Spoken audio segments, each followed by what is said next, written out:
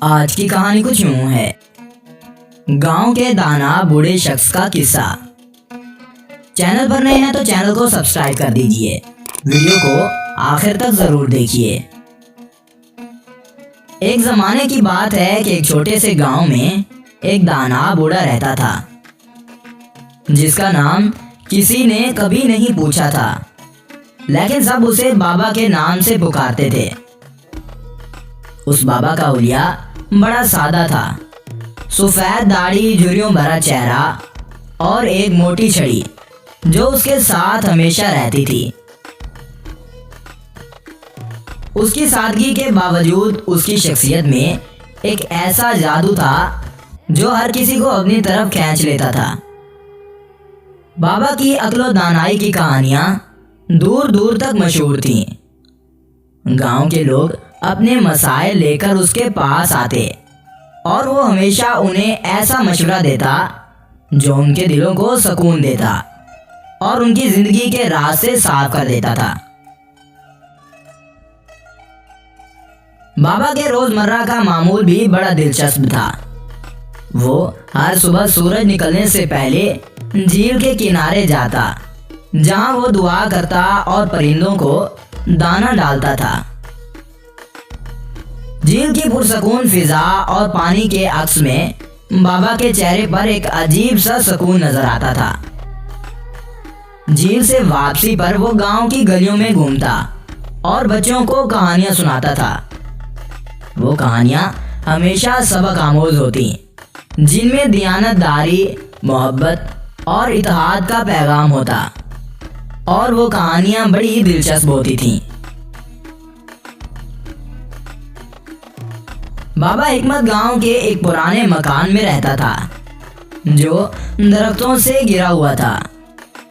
وہ دن بھر اپنے مکان کے باہر بیٹھا رہتا اور آنے والے لوگوں کے مسائل سنتا تھا۔ بابا حکمت کے پاس نہ کوئی بڑا جائیداد تھی، نہ ہی زیادہ دولت، لیکن اس کی باتوں میں ایک جادو تھا جو ہر سننے والے کے دل کو سکون دیتا تھا۔ ایک دن گاؤں کے کسانوں میں ایک تنازع سا پیدا ہوا۔ فصل کی تقسیم پر جھگڑا بڑھ گیا اور وہ کسی نتیجے پر نہیں پہنچ سکے۔ آخرکار سب بابا حکمت کے پاس جا پہنچے۔ بابا حکمت نے سب کو غور سے سنا اور پھر کہنے لگا، اگر تم چاہتے ہو کہ یہ مسئلہ حل ہو جائے تو کل صبح سورج نکلنے سے پہلے سب اپنے کھیتوں میں جا کر دیکھو۔ جو منظر تمہیں نظر آئے گا وہ تمہیں فیصلہ کرنے میں مدد دے گا۔ اگلے ہی دن کسانوں نے کھیتوں میں جا کر دیکھا کہ رات کی شبنم نے ہر کھیت کو یکساں طور پر سیراب کیا تھا۔ یہ دیکھ کر انہیں سمجھ آ گئی کہ قدرت نے ہر کسی کو برابر رکھا ہے، تو وہ کیوں جھگڑا کر رہے ہیں۔ سب نے بابا حکمت کا شکریہ ادا کیا اور آپس میں صلح کر لی۔ اب ایک دن ایک نوجوان بابا کے پاس آیا۔ اس نے کہا، بابا جی، میرا خواب ہے کہ میں شہر جا کر تعلیم حاصل کروں اور پرانی کتابیں پڑھوں، اور جو لوگ ہمارے باپ دادا بیت گئے ہیں ان کے علم کو اخذ کروں، لیکن میرے پاس نہ پیسے ہیں نہ کوئی راستہ۔ گاؤں والے کہتے ہیں کہ میرا خواب ناممکن ہے۔ بابا حکمت نے اب مسکرا کر کہا، بیٹا، اگر تمہارا خواب سچا ہے تو اللہ تمہارے راستے کو کھول دے گا، لیکن پہلے تمہیں یہ ثابت کرنا ہوگا کہ تم اپنے خواب کے لیے کتنے مخلص ہو۔ بابا حکمت نے اسے مشورہ دیا کہ وہ گاؤں کے بچوں کو پڑھانا شروع کرے۔ نوجوان نے ایسا ہی کیا اور جلد ہی اس کی محنت اور لگن نے گاؤں والوں کو متاثر کر دیا۔ گاؤں کے لوگوں نے مل کر اس کی تعلیمی اخراجات کا بندوبست کیا اور وہ نوجوان شہر جا کر تعلیم حاصل کرنے میں کامیاب بھی ہو گیا۔ ایک دن ایک اجنبی تاجر گاؤں میں آیا۔ اس نے گاؤں کے لوگوں کو مہنگی اشیاء بیچنے کی کوشش بھی کی اور کہا کہ یہ چیزیں تمہاری زندگی بدل دیں گی۔ گاؤں والے پرکشش ہو گئے۔ انہوں نے بابا حکمت سے مشورہ کیا بابا حکمت نے تاجروں سے کہا ہمیں وہ چیزیں دکھاؤ جو ہماری زندگی بدل دیں۔ تاجر نے خوبصورت زیورات اور قیمتی برتن دکھائے۔ بابا حکمت نے ان چیزوں کو غور سے دیکھا اور کہنے لگا یہ چیزیں خوبصورت ہیں لیکن ان کا فائدہ صرف عارضی ہے۔ ہماری زندگی وہی چیزیں بدل سکتی ہیں جو ہمارے دل و دماغ کو سکون اور خوشی دیں۔ گاؤں والوں نے بابا حکمت کی بات کو سمجھا اور تاجروں کی بات میں آنے سے بچ گئے۔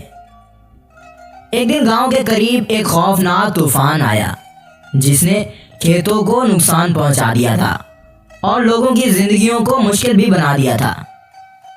لوگ مایوس ہو گئے اور بابا حکمت کے پاس آ کر کہنے لگے بابا جی ہمارا سب کچھ ختم ہو گیا ہے، اب ہم کیا کریں؟ بابا حکمت نے کہا یاد رکھو آزمائش اللہ کی طرف سے آتی ہے تاکہ ہمیں مضبوط بنایا جا سکے۔ اگر ہم ایک دوسرے کا ساتھ دیں اور مل کر کام کریں تو ہم دوبارہ کھڑے ہو سکتے ہیں۔ بابا حکمت نے اب گاؤں والوں کو منظم کیا اور سب کو مل کر کھیتوں کی بحالی کے لیے کام کرنے کی ترغیب دی۔ کچھ ہی مہینوں میں گاؤں دوبارہ پہلے جیسا خوبصورت اور خوشحال بھی ہو گیا تھا۔ اب گاؤں کی عورتوں کا مسئلہ آ جاتا ہے۔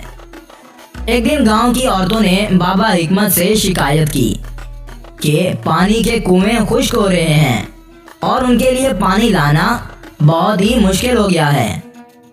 بابا حکمت نے گاؤں کے مردوں کو بلایا اور کہا یہ مسئلہ صرف عورتوں کا نہیں بلکہ ہم سب کا ہے، ہمیں ایک نیا کنواں کھودنا ہوگا۔ بابا حکمت نے سب کو مشورہ دیا کہ وہ ایک دن کا وقت نکال کر مل جل کر نیا کنواں کھودیں۔ گاؤں کے لوگ دن رات محنت کرتے رہے اور چند دنوں میں ایک نیا کنواں تیار کر لیا۔ اس سے نہ صرف پانی کی کمی ختم ہوئی بلکہ گاؤں کے لوگوں میں اتحاد اور بھی زیادہ بڑھ گیا۔ ایک دن گاؤں میں کچھ اجنبی مسافر آئے جو سفر کے دوران بھٹک گئے تھے۔ وہ بھوکے تھکے ہوئے تھے۔ گاؤں والوں نے ان کی مدد کی اور ان کے لیے کھانے پینے کا انتظام بھی کیا۔ بابا حکمت نے کہا مہمان نوازی ایک ایسی نعمت ہے جو اللہ کو پسند ہے۔ جو دوسروں کی مدد کرتا ہے اللہ اس کی مدد بھی کرتا ہے۔ مسافروں نے گاؤں والوں کی تعریف کی اور وعدہ کیا کہ وہ ہر جگہ ان کی مہمان نوازی کا ذکر کریں گے۔ اب بابا حکمت کا آخری سبق یہ تھا۔ بابا حکمت نے اپنی زندگی کے آخری دنوں میں گاؤں کے لوگوں کو جمع کیا اور کہا یاد رکھو علم، اتحاد اور ایمان وہ خزانے ہیں جو کبھی ختم نہیں ہوتے۔ اگر تم ان چیزوں کو اپناؤ گے تو تمہاری نسلیں خوشحال رہیں گی۔ دوسروں کی مدد کرنا، سچ بولنا اور محنت سے کام لینا کبھی نہ چھوڑنا۔ بابا حکمت کا گاؤں سے رخصت ہو جانا گاؤں کے لیے ایک بڑا نقصان تھا، لیکن اس کے دیے گئے سبق گاؤں والوں کے دلوں میں ہمیشہ زندہ رہے۔ گاؤں کے لوگ اسے یاد کرتے اور اس کی حکمت پر عمل کرتے تھے۔ بابا حکمت کی کہانی ہمیں یہ سکھاتی ہے کہ علم، حکمت اور اتحاد سے بڑا مسئلہ حل کیا جا سکتا ہے۔ یہ قصہ صرف ایک دانا بوڑھے شخص کی زندگی کی کہانی نہیں بلکہ ایک سبق ہے جو ہمیں ہر مشکل وقت میں صبر، محنت اور حکمت سے کام لینے کی ترغیب دیتا ہے۔ بابا حکمت گاؤں کے ایک پرانے مکان میں رہتا تھا جو درختوں سے گھرا ہوا تھا۔ دوستو، زندگی میں بہت سی ایسی شخصیات آتی رہتی ہیں جو انسان کو اچھے سے اچھا سبق دے جاتے ہیں۔ تو آپ کو بابا اور اس کی حکمت کی کہانی کیسی لگی؟ اگر اچھی لگے تو ویڈیو کو لائک کیجیے گا، کامنٹ بھی ضرور کیجیے گا۔ اگر آپ کو ہماری یہ ویڈیو اچھی لگے تو چینل کو سبسکرائب کیجیے۔ اگلی ویڈیو تک انتظار کیجیے۔ شکریہ۔